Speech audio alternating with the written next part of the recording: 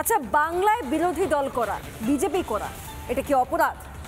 এতটাই ঘৃণ্য অপরাধ যে মধ্যযুগীয় বর্বরতার মতো পিটিয়ে, পেট্রোল ঢেলে, পুড়িয়ে খুন করতে হয় বিজেপি কর্মীকে। তাও আবার সেই কাণ্ড ঘটায় মৃতের, ওই নিহতের বাবা আর দাদা। ভয়ঙ্কর ঘটনা দক্ষিণ 24 পরগনার বারুইপুরে। মারা রয়েছে, আর কত ভারতীয় জনতা পার্টির কর্মী এইরকম তরতাজা যুবকরা মরে পড়ে থাকবার পর আপনারা এখানে জাস্টিস দেবেন?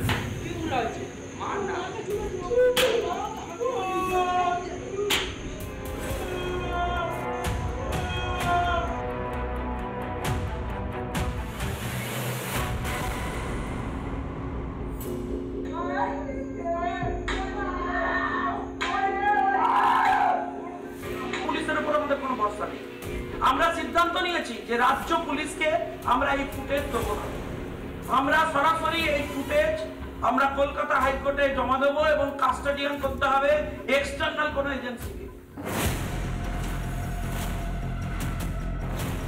রাজীব বিশ্বাস বারুইপুরের 129 নম্বর বুথের বিজেপি সভাপতি। অভিযোগ, রাজীবের বাবা ও দাদা তৃণমূল করত, রাজীব ছিল বিজেপি। সেই অপরাধেই কি এই ভয়ানক পরিণতি? তার নিজের বাড়িতে খুন করে এবং সেই বডিটাকে তার বাড়িতেই রেখে দেয়। বারুইপুর নয়, বিজেপি করায় রাজ্যে খুন হচ্ছেন একের পর এক বিজেপি নেতাকর্মী। 3 মাসে 3 মৃত্যু। 2025-এর জুন, গোঘাট, হুগলি। শেখ বাকিবুল্লাহ বিজেপি সংখ্যালঘু মোর্চার মণ্ডল সভাপতি। 2025 সালের জুলাই মাসে পূর্ব মেদিনীপুরের খেজুরিতে সুজিত দাস এবং সুধীর পাইক, 2 বিজেপি কর্মীর মৃত্যু।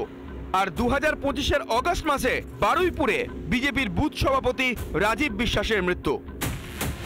শুধু রাজনৈতিক কোন্দল নয়, পরিবারের মধ্যেও হিংসা ঢুকিয়ে দিতে চাইছে তৃণমূল। কিভাবে মেরেছে দেখুন, মেরে জ্বালিয়ে প্রমাণ লোপাটের চেষ্টা। আমরা কেন্দ্রীয় তদন্ত দাবি করব এবং দিল্লিতে হচ্ছে যেখানে জানিয়েছি, আমরা কলকাতা হাইকোর্টে মামলা করব। পুলিশকেও উত্তর দিতে হবে।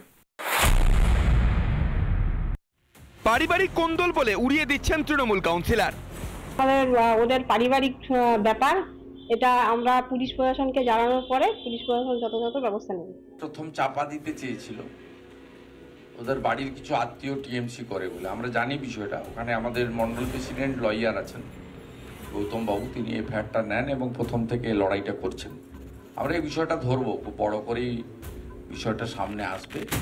রাজনৈতিক দলাদলি থাকতেই পারে, রেষারেষিও থাকবে, কিন্তু সেই অশান্তিকে পরিবারের মধ্যে ঢুকিয়ে দিচ্ছে তৃণমূল। আর তাতেই বাবার হাতে খুন হতে হচ্ছে ছেলেকে। ক্ষমতায় থাকার এত নেশা, এত মোহ গদির।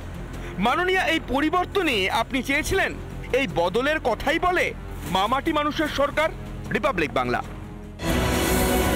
নানা ধরনের কন্টেন্ট দেখার জন্য লাইক করুন, শেয়ার করুন আমাদের ফেসবুক পেজ, সাবস্ক্রাইব করুন আমাদের ইউটিউব চ্যানেল।